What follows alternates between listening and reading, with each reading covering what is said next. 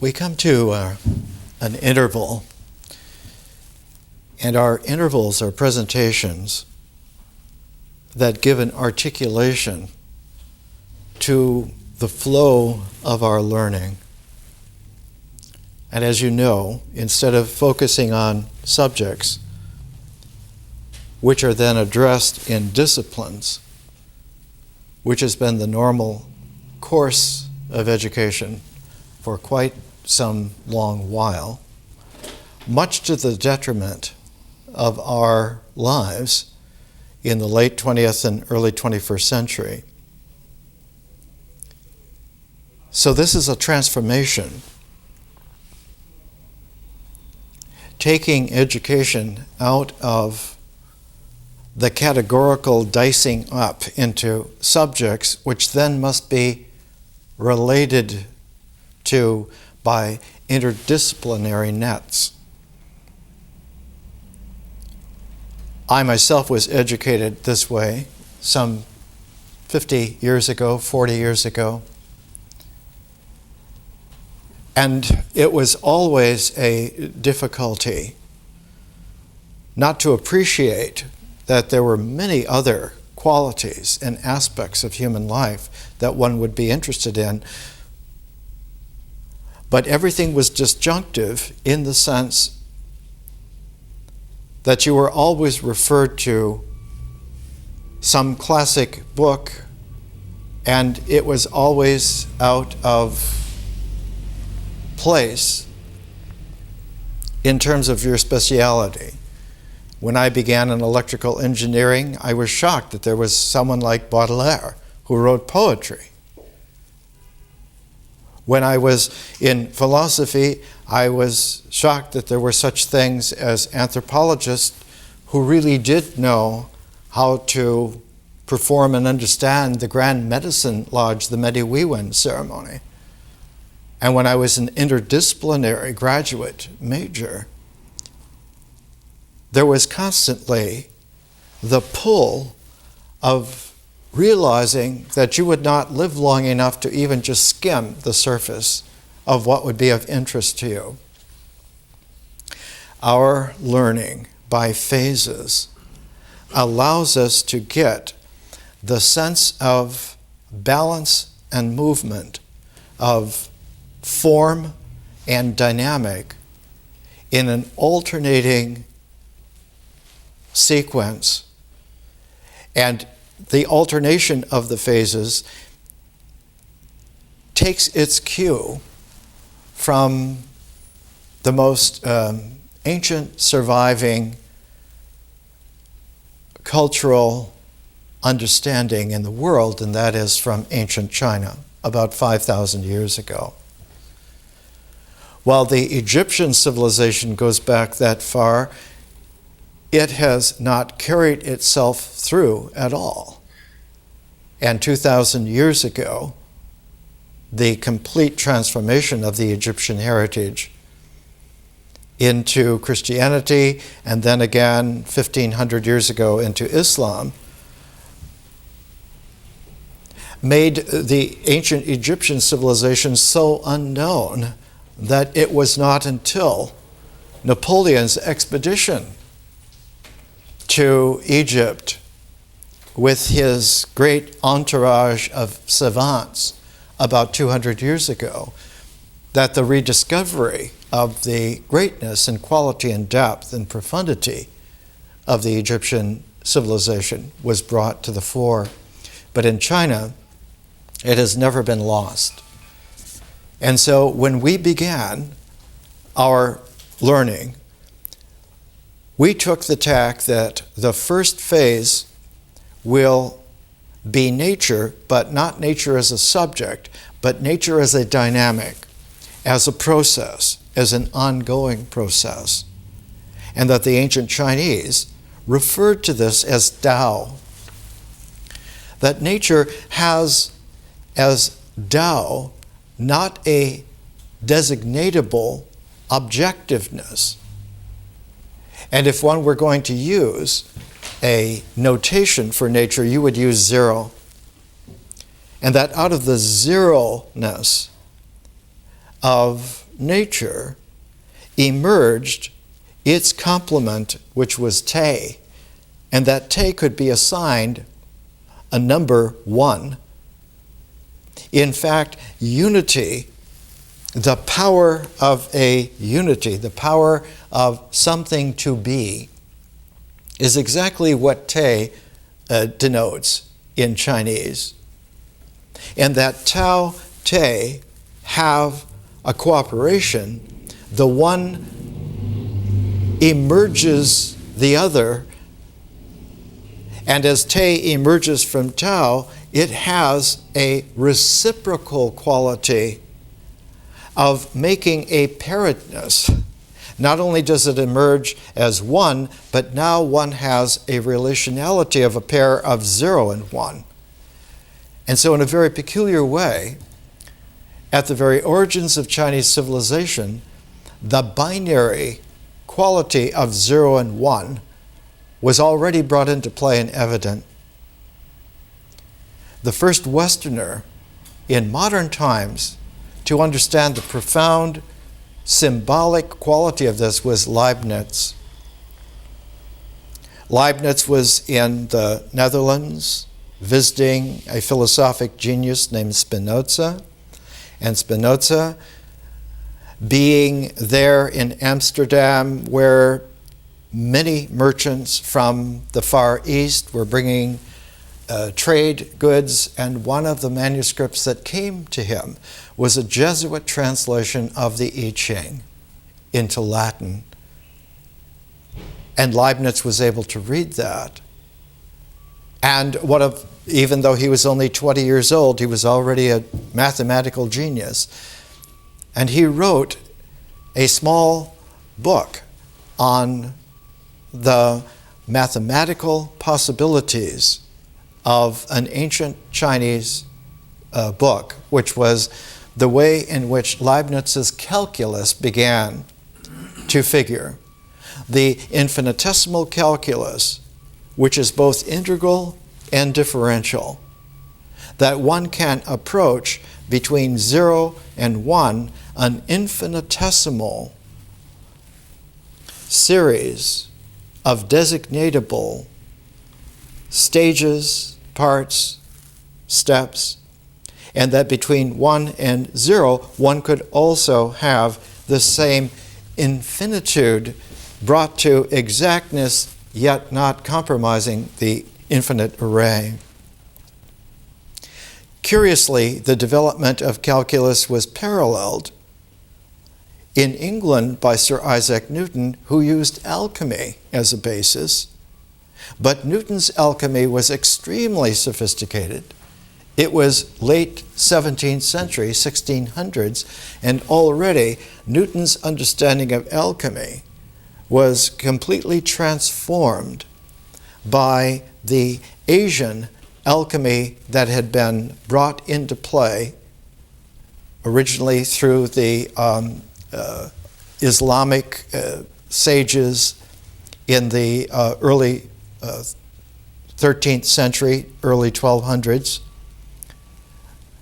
eclipsed for a while by European mining and metallurgy experiments in alchemy, but eventually brought back into play again, so that Newton's alchemy had a great deal of Chinese alchemy in it that transformed. And his calculus, along with Leibniz's, showed that there was some very deep resonance between East and West. And of course, at the time that they were writing this, one of the longest lived Chinese emperors, Qianlong, reigned for over 60 years in China. And the era of Qianlong effected immediately the whole course of Western civilization.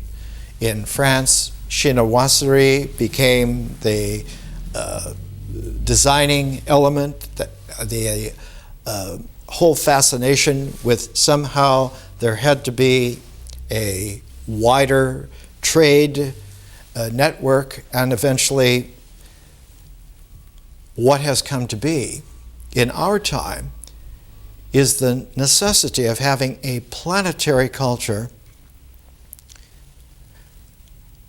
But that planetary culture has, like any kind of a dynamic, a form which it can emerge. That cultural dynamic is our phase of myth.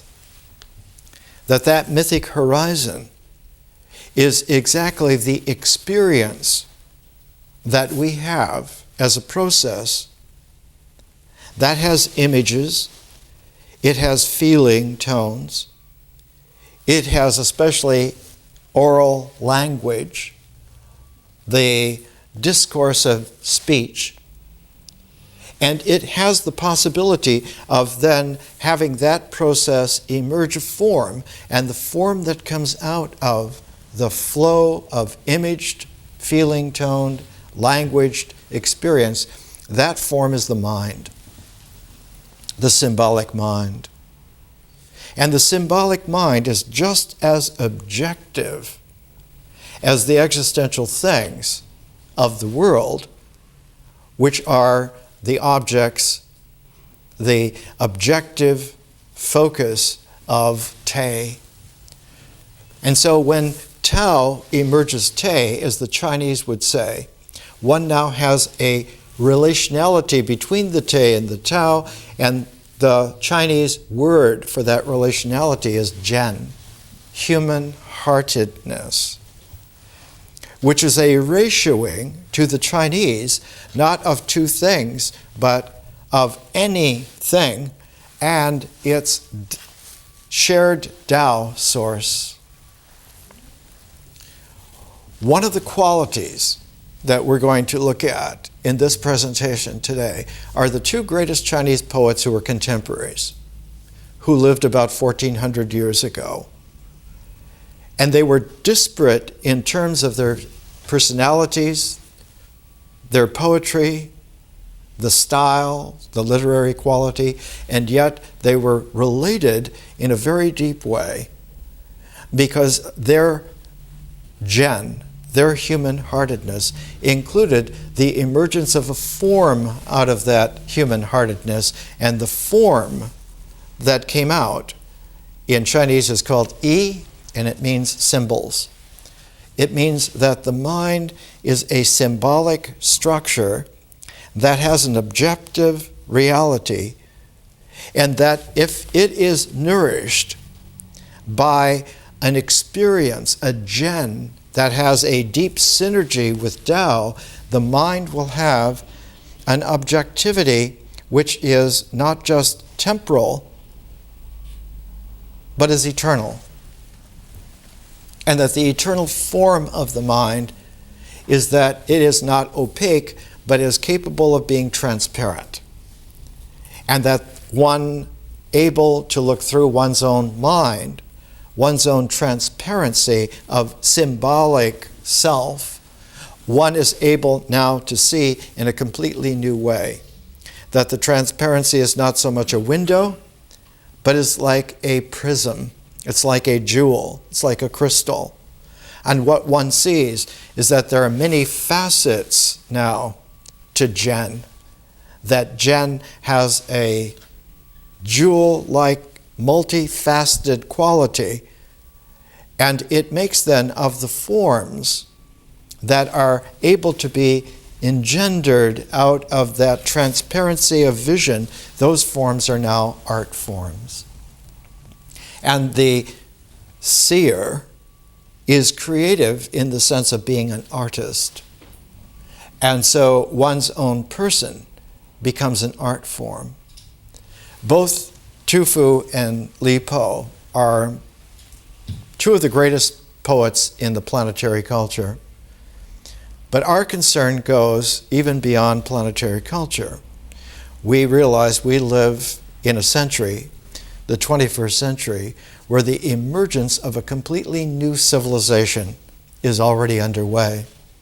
And that civilization has for its domain, for its realm, the entire star system. Instead of it being a civilization of some kind of geographical area on Earth. It is going to be the geography of the entire star system, which is in the last 10 or 15 years expanded some 3 or 4 times what it was for the last previous 50 years. We know now that the 9th planet, Pluto, is not a planet. One can call it a dwarf planet, but it is an astro body that is one of tens of thousands out way beyond the orbit of Neptune. And just as the 4 terrestrial planets, Mercury, Venus, Earth, and Mars, are surrounded by an asteroid belt of many tens of thousands, the giant planets, Jupiter, Saturn, Uranus, and Neptune, are surrounded by an enormous Kuiper belt, which has some 50,000 to maybe 75,000 objects.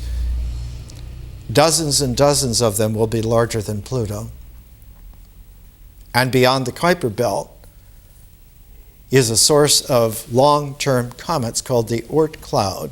And so our star system, if you were to measure a diameter, it would be almost 1 light year across, which means it extends about 1/5 of the way to the next star system, the multiple star system of Alpha, Beta, Gamma Centauri. One of the qualities that we're looking for is how to emerge that civilization from a planetary culture. And the only way to do that, and it is the only way, is to allow the civilization to have its kaleidoscopic consciousness that has emerged from the works of art, from the person as a work of art. Just as the symbolic mind will generate a visionary consciousness, not an integral consciousness, but a differential consciousness, the person as a prismatic jewel generates in its turn the kaleidoscopic consciousness of historical. That historical consciousness is able for the first time to have enough dimensions to be able to see for the first time the complexity of the cosmos. The cosmos, if it would only exist in 4 dimensions, could be seen by the symbolic mind. It cannot. Visionary consciousness, in the old alchemical language, is a quintessential dimension. It's a 5th dimension. Now, when we come to Lipo and Tufu, we realize that even though they lived in the 700s, they lived 3,700 years after the beginnings of the I Ching, after the beginnings of Chinese civilization. And in that time, what was the dominant historical form were different dynasties. And the dynasties always carried within themselves the sense of power being focused in the hands of extraordinary men. The only time in which that was effaced and changed in Chinese history was at the beginnings of the Tang Dynasty. And it's in the Tang Dynasty that Tufu and Lipo have their careers and their lives. What happened for the first time is that at the beginning of the Tang, women, for the first time in Chinese history, became the dominant force in the Tang Dynasty, to the extent that it was for a while effaced and no longer called the Tang but called the Wu Dynasty. And the person involved in this was a woman known in history as the Empress Wu. Her name was Wu Chao, and Wu Chao lived to be 80, and she dominated Chinese history for 50 years. And she induced into the Chinese civilization the sense that women, when they are extraordinarily talented, outdistance men, no matter how powerful they are. And so after the episode of Empress Wu and the succeeding generations that led up to the time of Li Po and Tu Fu, women were increasingly not dismissed because they were not important or second class, but that they were more dangerous than men when they were talented. And one of the qualities that came out was that the Tang Dynasty was split in half between the earlier Tang and the later Tang by one of the most devastating social revolutionary wars of all time. In the High Tang, the population of China was about 50 million people. In 755, 756 AD, CE, 1/3 of China were killed. More than 17 million people died within a space of just a few years. It is, in historical parlance, called the An Lushan Rebellion. But what it was a complete rejection of the possibility of allowing there to be an equanimity of gender in Chinese civilization. And out of that came a recoil where the masculine tone of integration overtook the way in which life was organized and set up, that when an imperial woman rose again in China, it was the end of Chinese dynastic history. And this happened at the end of the 19th century when Cixi was empress, and China again, at the end of the Qing dynasty, the Manchus, completely collapsed. And in that collapse, the European powers were able to come in and divide up China into different colonial powers, so that one had, around 1900, an event called the Boxer Rebellion of China at the end of Cixi's reign, trying to throw the foreign devils out, to get rid of them. And it's very much like at the end of the 20th century of the Islamic world wanting to have some kind of fundamentalist reform and throw the foreign devils out. The Chinese experience is a case in point that a civilization that emerges out of the culture must have a chiral balance. It must have a symmetry of genderness. Otherwise, it loses its ability to regain two indispensable qualities, one of realization and one of reality.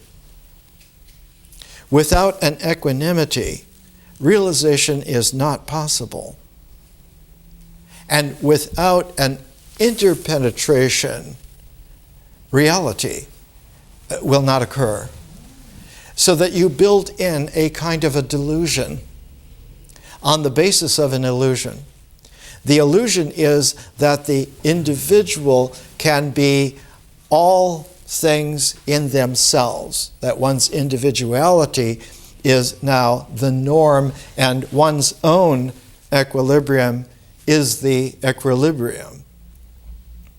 And this is, in ancient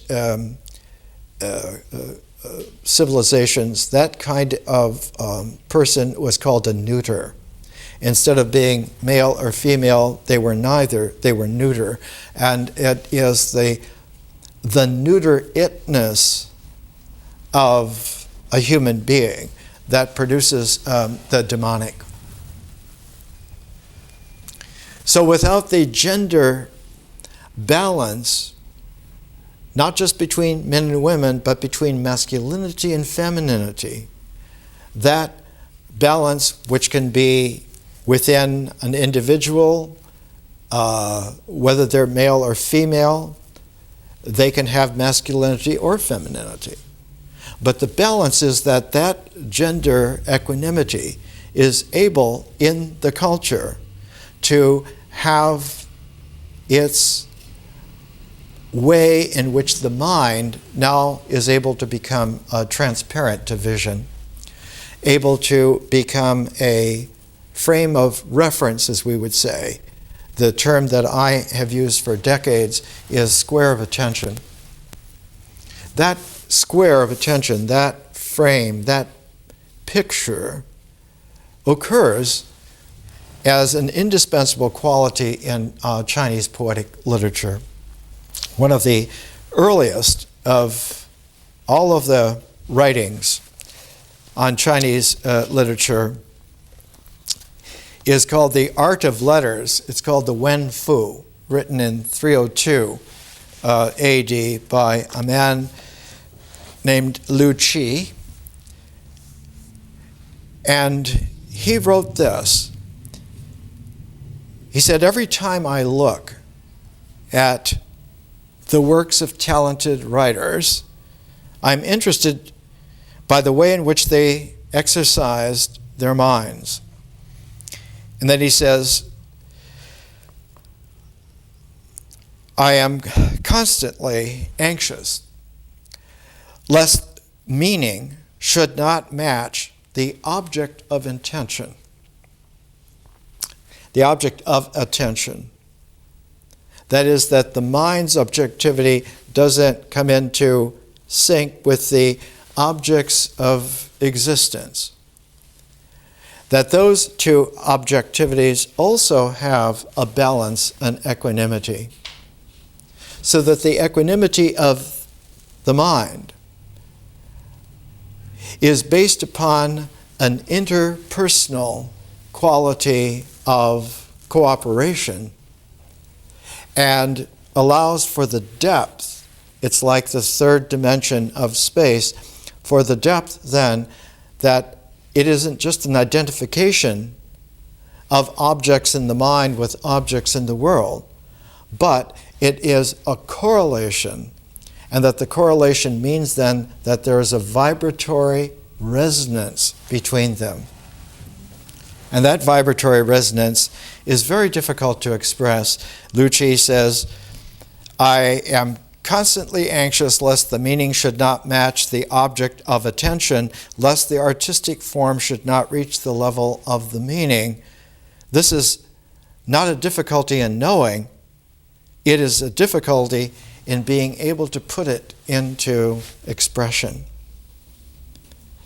And that expressiveness is very difficult for the mind that doesn't have a balance. And later on, Lu Qi will say that when you come to write a poem, this is the quality that occurs in the person, in their mind, taking his stand at the hub of the universe so that he might objectify the outlook, feeding his purpose with the sacred writings of the past. He follows through the four seasons with a sigh at their passing and surveyed all creation and mused on its tangled skein. So that the equanimity is not just a balance, but that balance is like a plane that generates a sphere, and that sphere, in terms of the world, has a surface, but in terms of the Tao, its surface is openness. So that Tao has no form, but rather has an infinite field.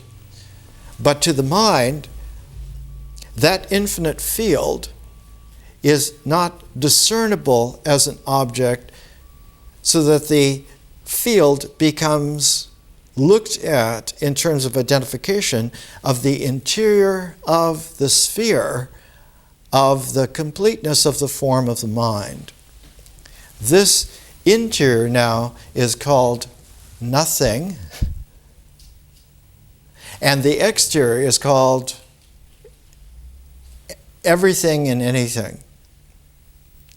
And the mind in its surface, bubble, its sphere, has a situation which is expressed in Chinese poetry over and over again.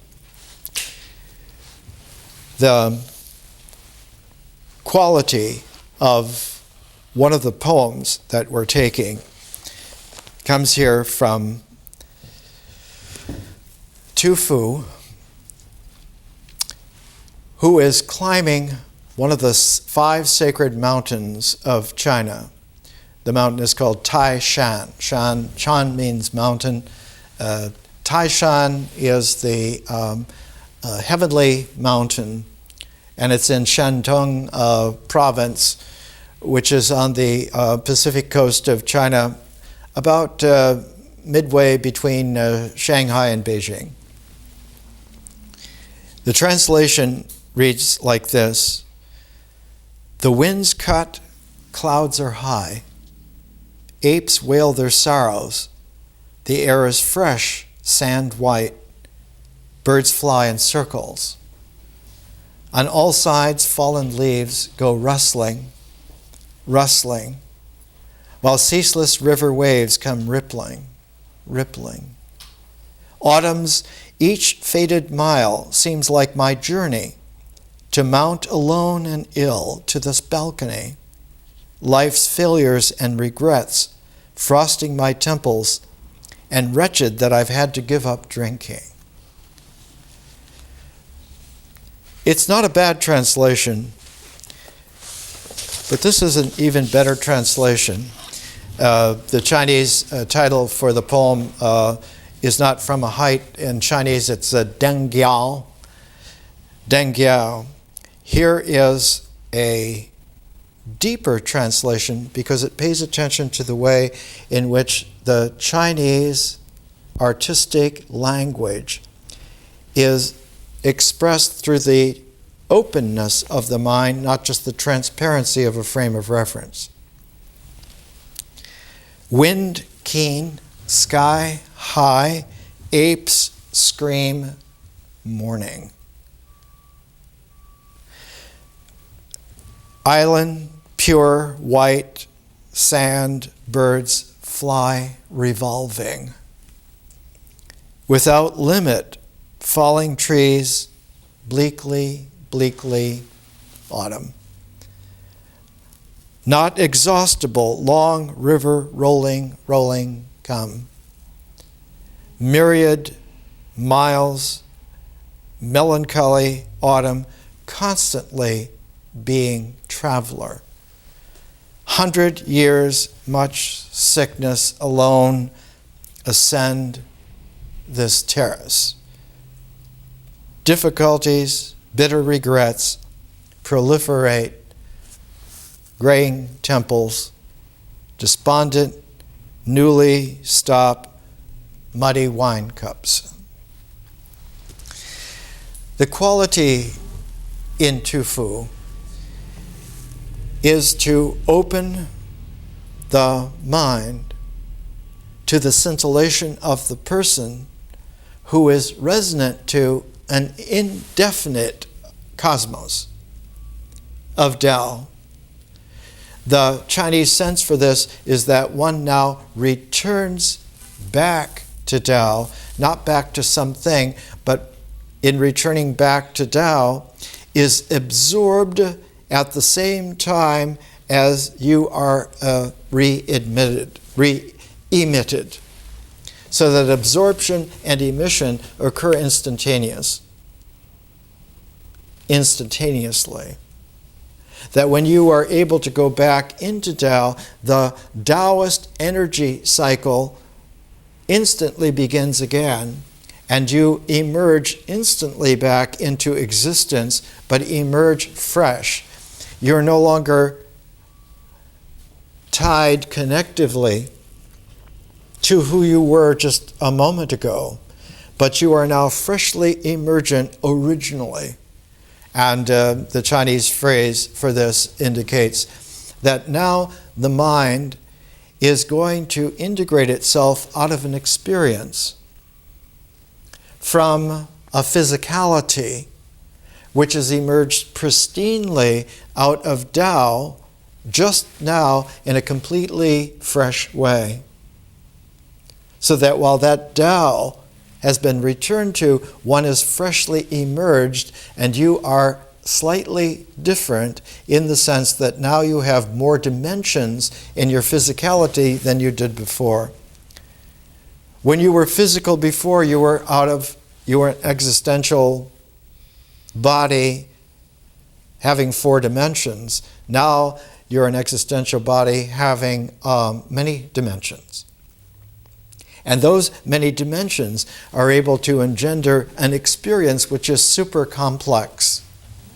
And being super complex, it means the mind that comes out of that will now have facets that it did not have before. It will have powers that it could only dream of before.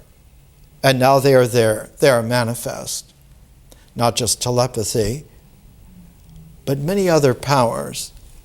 That mind is called now a pure mind, in that it does not any longer have to have a frame of reference. It no longer has to have a square of attention. Its attentiveness is 360 all the time, instantly. And so the art of the person that now emerges is not just an artist, but is a spiritual being. The Chinese word for such a being is a shen. That spirit being now is at home permanently in all of the phases of reality, including the cosmos, including Tao, and because of this is able to live eternally. And so this whole process of maturation to the Chinese, well attested even 2,000 years ago, comes out in a beautiful quality of a Chinese literary work called The Art of Carving Literary Dragons. The quotation is this. This was written about 440 AD. Although the form of poetry has a universal norm, the working of poets' minds are never stereotyped.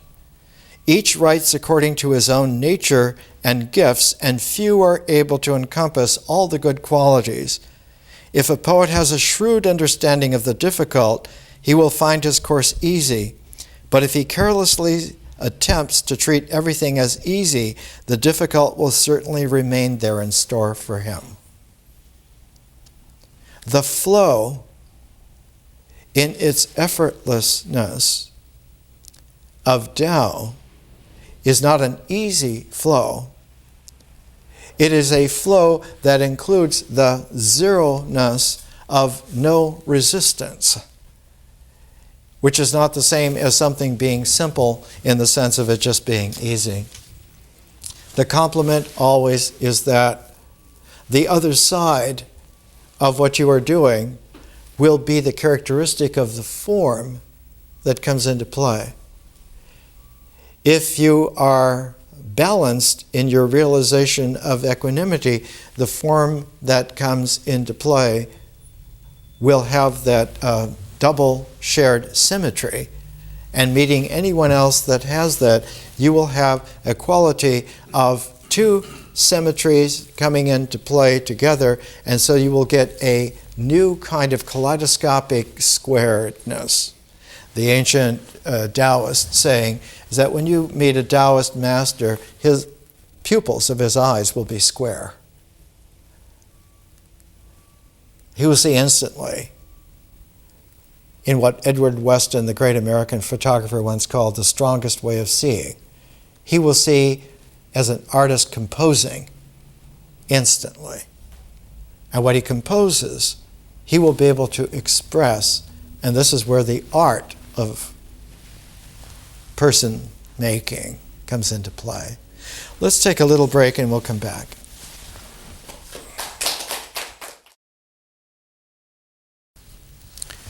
Let's come back to our interval. If we touch, there's a connectedness. If we don't quite touch, there's an energy. If you have very, very powerful forms that are brought very, very close, but without touching, there is a tremendous vacuum energy that comes into play. In this cosmos, vacuum energy is the most powerful, omnipresent source of dynamic that there is. It is the close interval between being and non-being, between Tao and Te, that generates that quality of emergent energy. The best way to think about it is that it is not empty, but it is super full. The vacuum energy being super full has a numinous quality, so that all emergence, all forms that come into being, will have this push behind it that is capable of stepping up its order of energy, its dynamic amperage, to unlimited charge.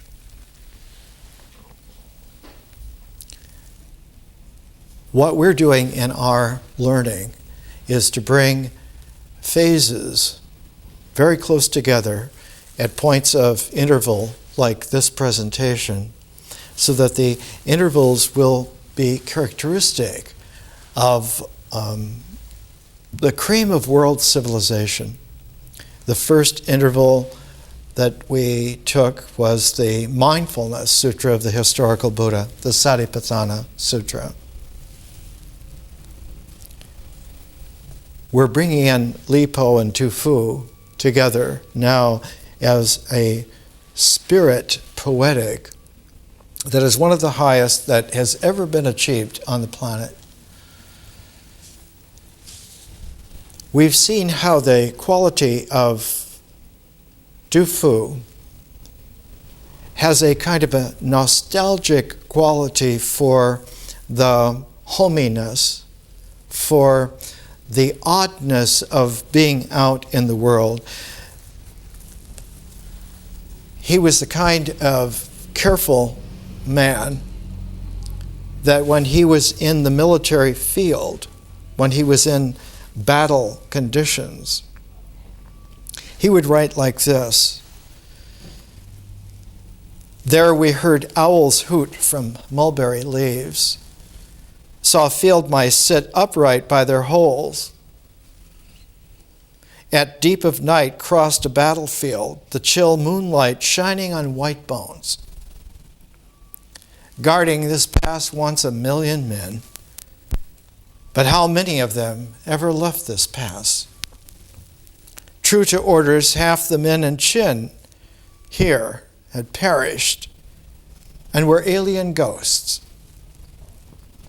I had fallen too in Tartar dust, but can return with my hair like flour. A year but passed to my simple home and my own wife in 100 rags. Who sees me cries like the wind through the trees, weeps like the well sobbing underground, and then my son, pride of all my days, with his face too whiter than the snows, sees his father, turns his back to weep. his sooty feet without socks or shoes. Turning my mind to the rebel camp, it's sweet to have all this nonsense and noise. Distinct from that is this quality of Li Po,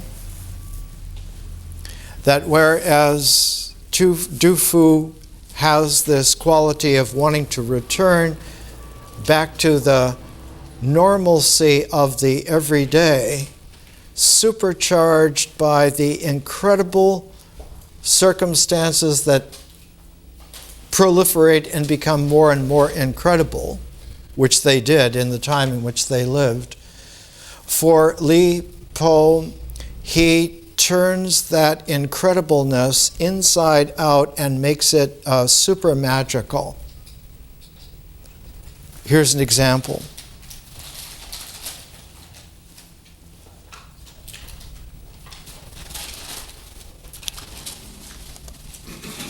Seafarers tell of the fairy islands, hid in sprays of great seas, not easily sought. The Yu people say the queen of the skies can for moments be seen in a rainbow's light, rising high in the air above heaven's yoke, overawing the red rampart above the 5 peaks where heaven's terrace, 48,000 feet, faces as if it would fall into the southeast. He goes into a wave form litany where the Chinese poet line of sometimes 4 characters or 5 characters will have a quality when pronounced, has a peculiar rhythmic tone like this. Si bi yi tung sheng, sheng bi chang she she, zhang nan zhang li di, zhu ke wu zhao shi, gu ren ru wo men, ming tuo chang shi he. The quality of this is a poem which Tu Fu wrote about Li Po when the two of them finally came to the focus of the Anlushan rebellion, which was killing millions of people. The two greatest poets of the age were exiled to opposite ends of the kingdom. Li Po was exiled to the far south and Tu Fu to the far north, and the whole of the Chinese Tang Empire in between them. I translated the 2 poems called Dreaming of Li Po by Tu Fu about 40 years ago in San Francisco. And the first Dreaming of Li Po reads like this: death partings always cease sobbing. Life partings anguish again. Chang'an, swampy, coffin country, exiled man sealed, no news.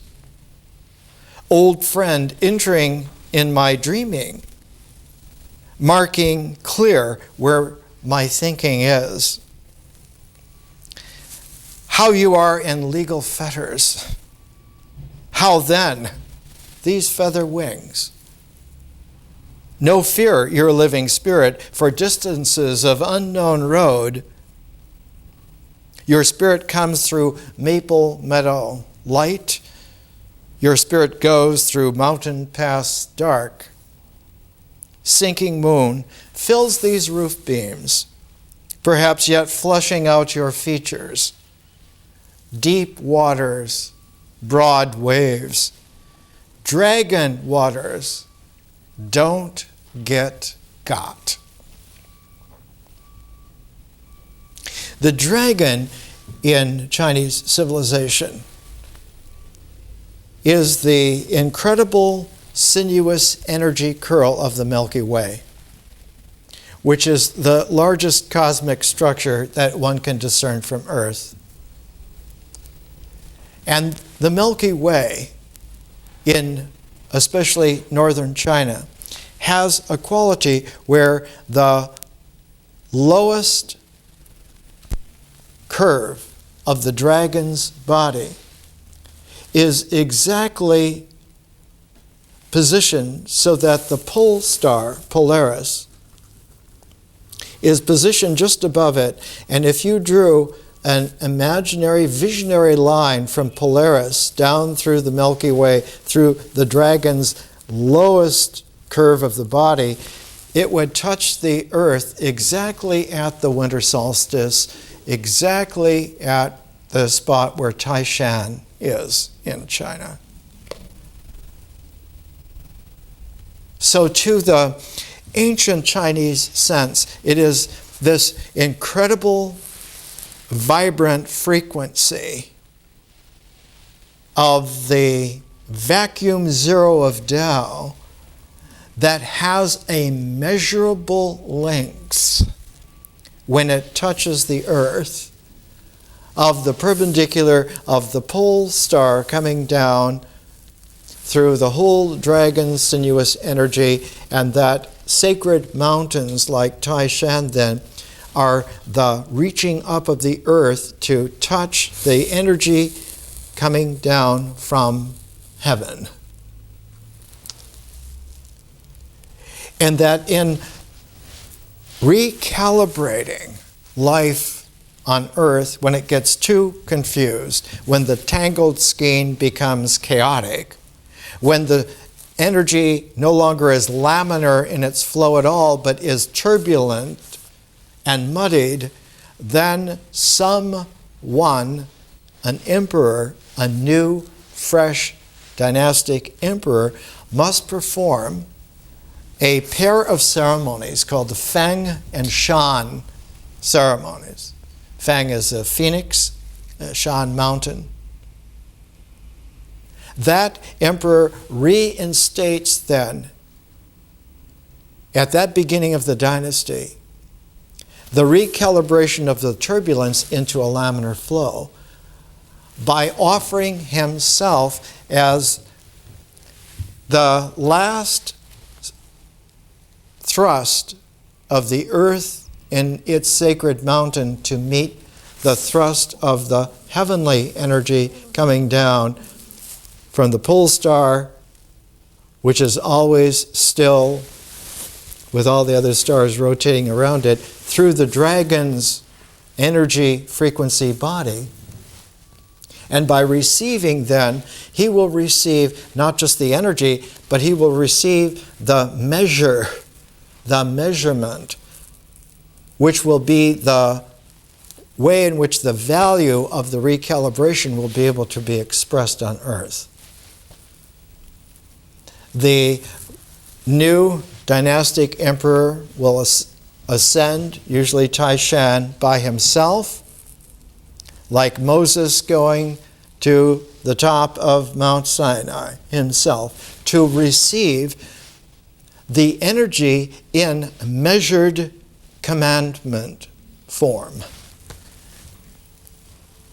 Not just one, but however many there are, they will be in a set.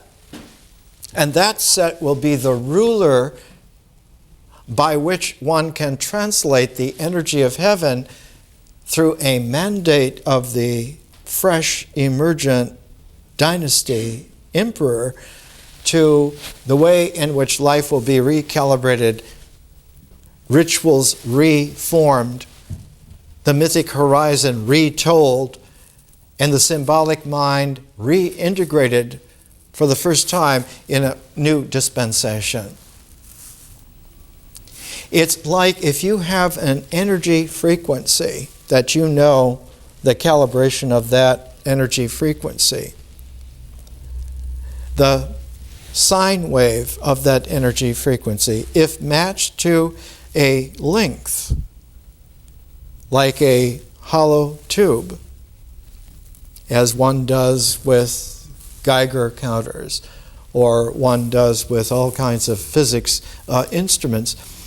If the length of the tube is equal to the energy frequency, now you have a way of making a translation from earth to heaven or heaven to earth through a measurable architectural way of expression. In the Tang Dynasty, they tried for more than 70 years to build a special building called the Ming Tang. And they were trying to figure out how to build it in Chang'an, which was the great city of its age. It was the Shanghai of its time. It was the New York of China at its time. Massive city. The city itself was something over 30 square miles just for the formal city. But the Ming Tang could not be built because the ancient ways of describing it were all at discrepancies, and men, however powerful they were, could never build this. The Empress Wu is the one who finally built the Ming Tang, and it was one of the most immense buildings in antiquity. It was over 300 feet tall. That's more than 30 stories, in 3 tiers. And those 3 tiers had in the center a circular, huge, vast, drum-like structure with the square on the base, and the 3rd story almost like pagoda soaring. And in this Ming Tang, she now presented herself on an architectural mountain building as receiving the recalibration of the way in which things were going to be, and canceled the Tang Dynasty and said, "It's now my family, the Wu family. It's the Wu Dynasty." Within a handful of years, the building caught fire and burnt to the ground. The Empress Wu rebuilt it exactly the same way within a couple of years. Unfortunately for her, she had, as she got older, kept up a habit that she learned when she was just a teenager, and that was cavorting with interesting men. She was the daughter of one of the really important Chinese generals, and when she was 13, her father had died, and in order to preserve the family's economics and integrity and social position, she volunteered to be sent to the emperor's attention to see if she could be made a concubine. She was 13 years old. The emperor was the true founder of the Tang Dynasty, Tang Dynasty, always referred to as the son of heaven, and his portraiture shows him to be a massive, enormous, imperial man. In fact, his first military victories were when he was 15 years old. And his father was somebody who was indecisive all the time, and Tang Dynasty family name was Li. Li Shimin was his name. And he wasn't the oldest son, he was the middle son of 3. And so he was given not the responsibility of being the crown prince who was going to take over command, or the youngest who had to be really especially tended to. He was given one of these educations where he could pick and choose what he wanted to master. And he mastered 3 things to the best probably that's ever been seen in Chinese history. He became the greatest archer of all time. He also became the most accomplished horseman in Chinese history. Unlike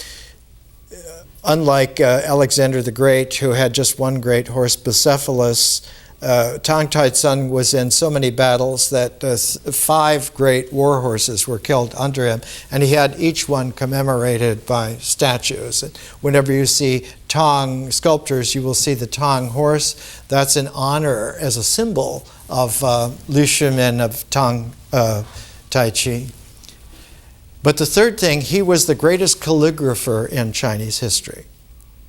He could write language in a personal style that has always been held then as the paradigm of the way in which an elegant, sophisticated, artistic man will express himself. Whatever he writes, his calligraphy will be him.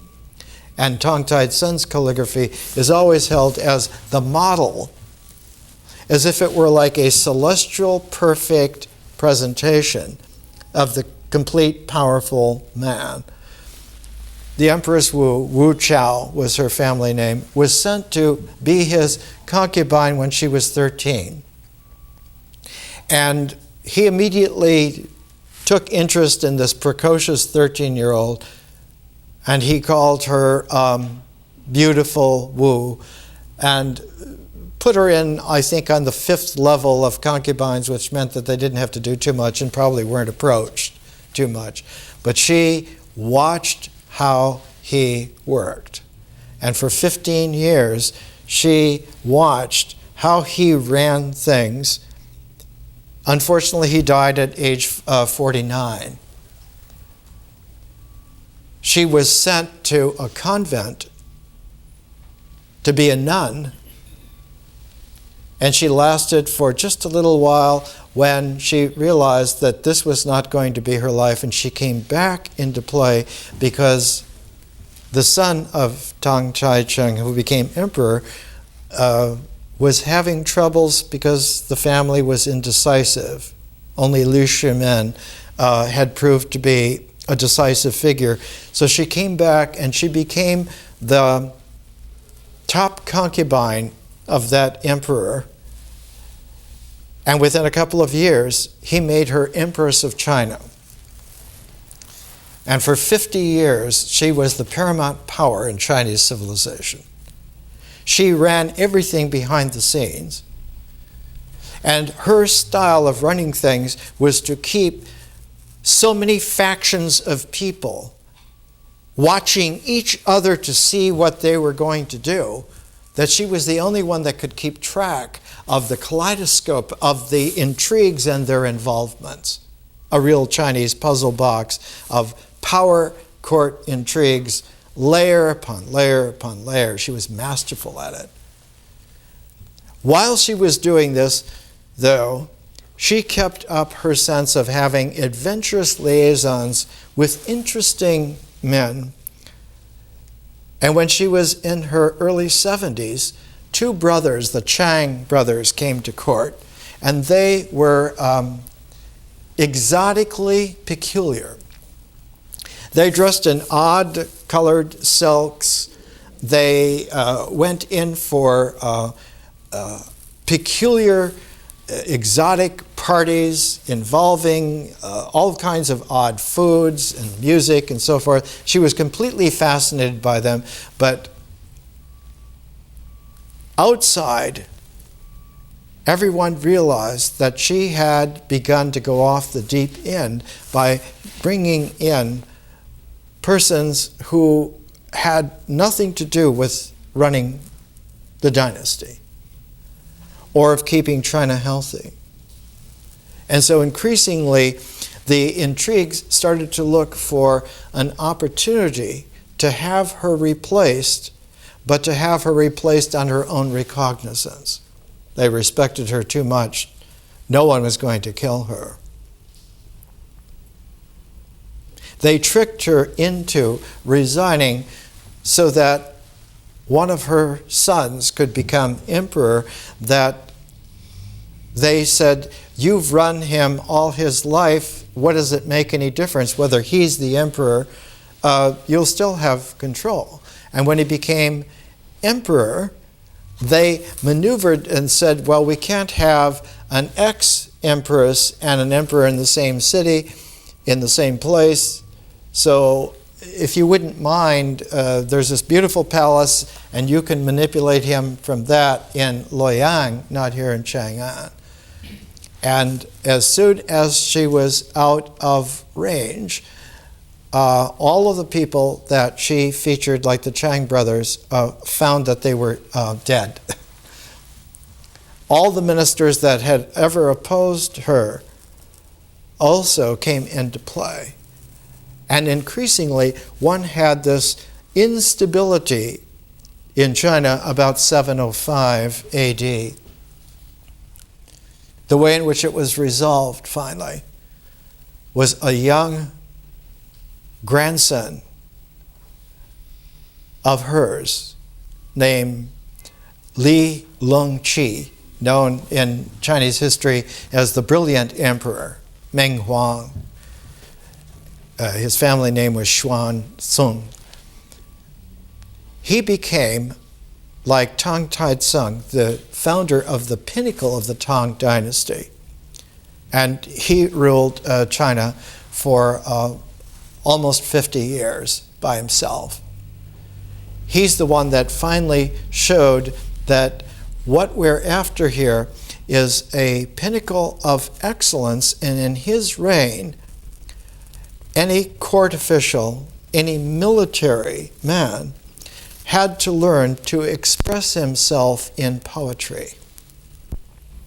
That writing poetry became the order of the day by which men showed their affinity with the cosmos, their ability to cooperate together in terms of the flow of the Tao, and their ability to express themselves so that the energy of the brilliant emperor could be distributed accurately without resistance and interference everywhere that the military needed to be, everywhere that the bureaucracy needed to be, and the bureaucracy was several 100,000 people by that time.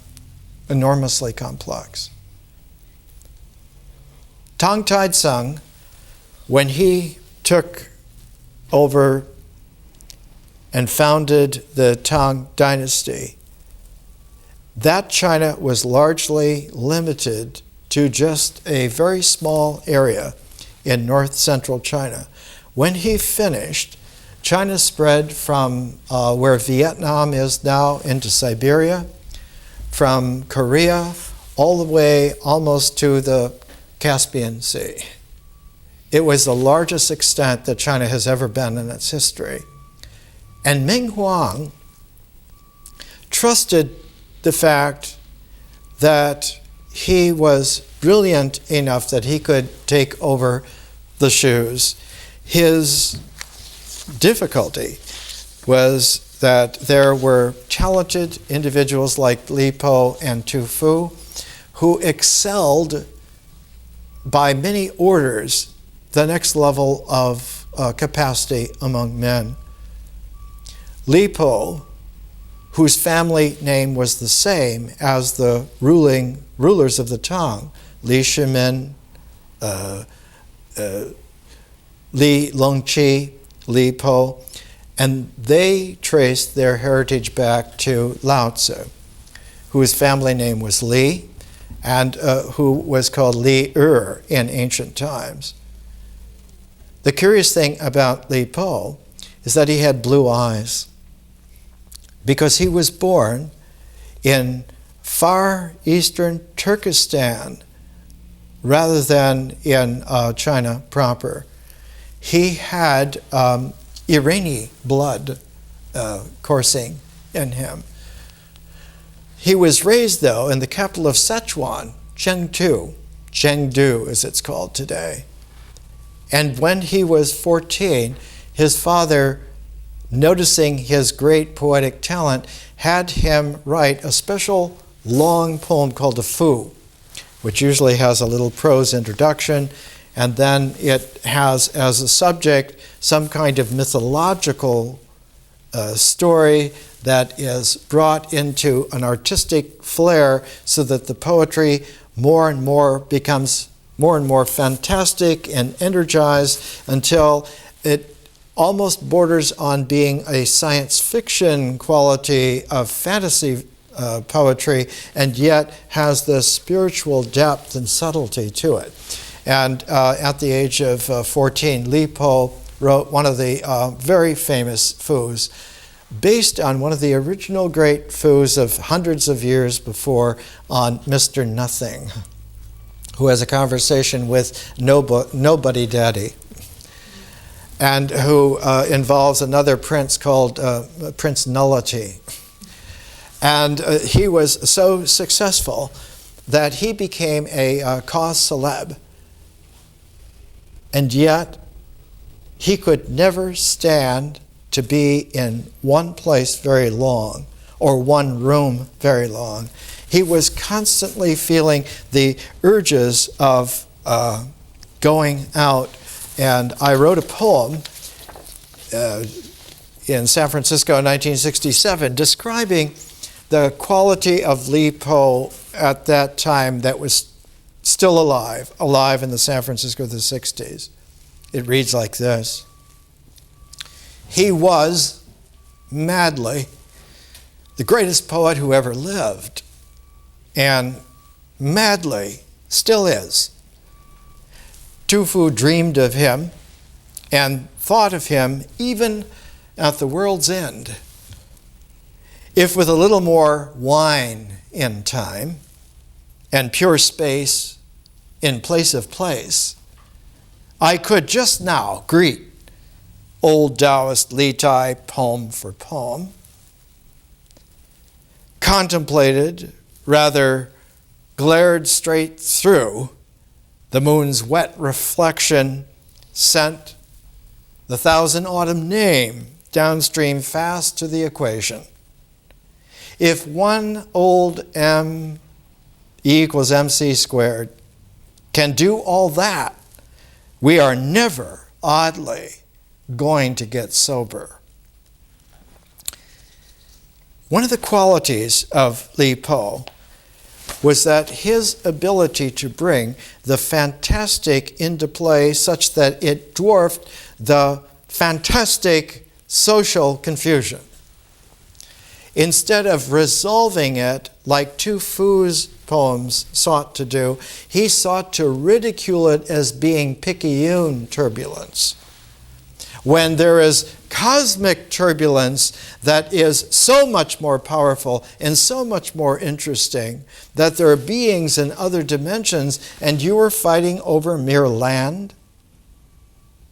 There are spiritual beings from so many different planets. He took his name honorifically Tai Po instead of just Li Po. Tai Po. Tai Po in Chinese is the planet Venus, the morning star. So he literally called himself Morning Star Li. I'm somebody who's there every dawn. I'm really there very big in the evening. And I am a part of a celestial movement constantly, while all the other stars generate themselves in circles around the pole star. The 5 planets move in their own way across this target field. I am that brightest star of those 5. And so his quality comes through in such a way that he reminded people of the first Taoist poet recluse who left the court world, and his name was Tao Chen. That's an honorific name. This poem was written about 350 years before Li Po. It is an empty boat cast adrift, back and forth with never any end. It seems but a moment since the year began, yet nearly half the stars' course is run. The double luminaries make things flourish. The north grove puts out blossoms and grows thick. The spirit spring pours out the timely rain. Early dawn plays a summer breeze. Once here, who has ever failed to leave? Human life always comes to an end. Accept your lot and wait till it's over. To stay free, crook an elbow for a pillow. Accord with change, whatever its ups or downs. Follow your bent, no matter the heights or depths. If what I serve is high enough already, what need do I have to climb Mount Hua or Song? That quality in Li Po comes out in a poem like this. If heaven loved not the wine, a wine star would not be in heaven. If earth loved not the wine spring would not be on the earth. Since heaven and earth love the wine, need a tippling mortal be ashamed? The transparent wine, I hear, has the soothing virtue of a sage, while the turgid is rich, they say, as the fertile mind of the wise. Both the sage and the wise were drinkers. Why seek for peers among gods and goblins? 3 cups open the grand door to bliss. Take a jugful, the universe is yours. Such is the rapture of the wine that the sober shall never inherit. One of the powerful influences of Li Po is on Persian poetry. In fact, there's a great collection of Persian poetry called The Drunken Universe. It's a quality where through Li Po, the Chinese influence into the Iranian literature has been a complement, many centuries later, of the influence of Iranian culture on the Chinese. Most of the great plants that characterized China were originally developed in ancient Iran. Most of the fruit trees, like the pear, the peach, the apricot, roses, many other things, and introduced into China. In fact, there was a study done about 75 years ago, a 500-page book just cataloging all of the influences of Iran on China. And the reason for this is that the earliest long caravan route in the world was from Samarkand to the area where Chang'an was, a distance of about 7,000 miles. We're looking at Tu Fu and Li Po to give us an articulation and a breather between two massive phases. One of them myth, the other symbols. One of them a process of experience, a source of images, a tuning of feeling tones, a expressive generation of oral language that suddenly develops a space of the world where there is now an inside space. That the space of the world now has come to like an exchange where there's an inner quality of it, and that interiorization is the space now that the mind will develop in.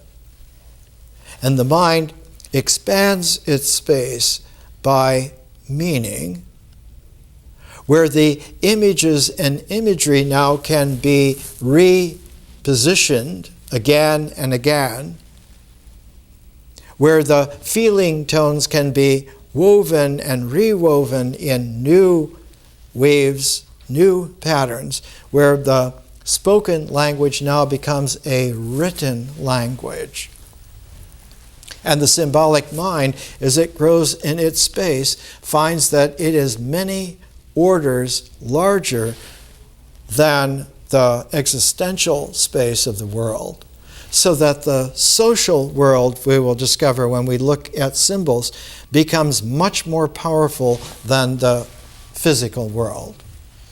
The world of the mind is many orders larger in its integrative capacity than the existential phenomenal world.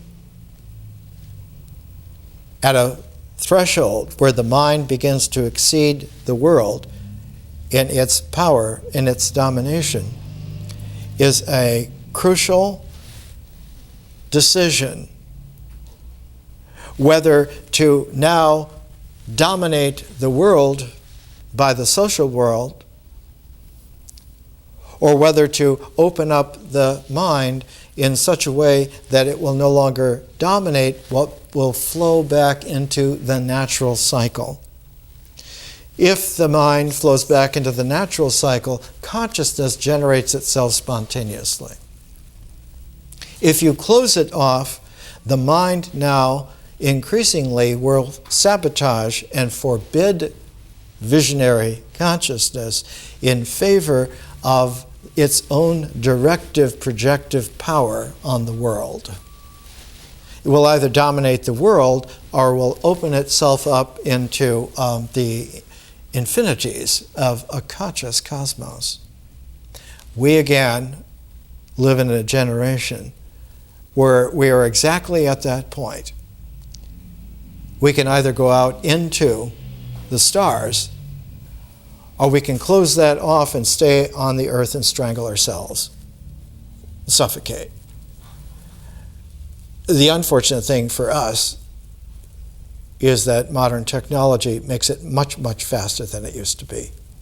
Instead of it being a matter of several generations or even a century or two, it's a matter of actually about 1 decade. So we have that choice before us. But the choice is not recognizable without something like the phase form. Only in the phase presentation does one wean oneself away from the identifications of the subjects limiting the problems to something that can only be solved by the mind. The problems are not problems of the mind. There are issues that involve many more dimensions than the mind has. Let's end with quality here. This is Tufu, translated by Amy Lowell and Florence Asco, 2 Boston ladies who really got Tufu. I did not know the road by the southern embankment. I now realize it's there at the 5th bridge. The famous garden lies beside pellucid waters, and wild bamboos rise to the blue sky. Scholars met in olden days at the mouth of this valley, and learned men were invited together to this little hamlet. My life long, I have found inspiration in lonely places. I don't care how far my horse's hooves must travel. More next week.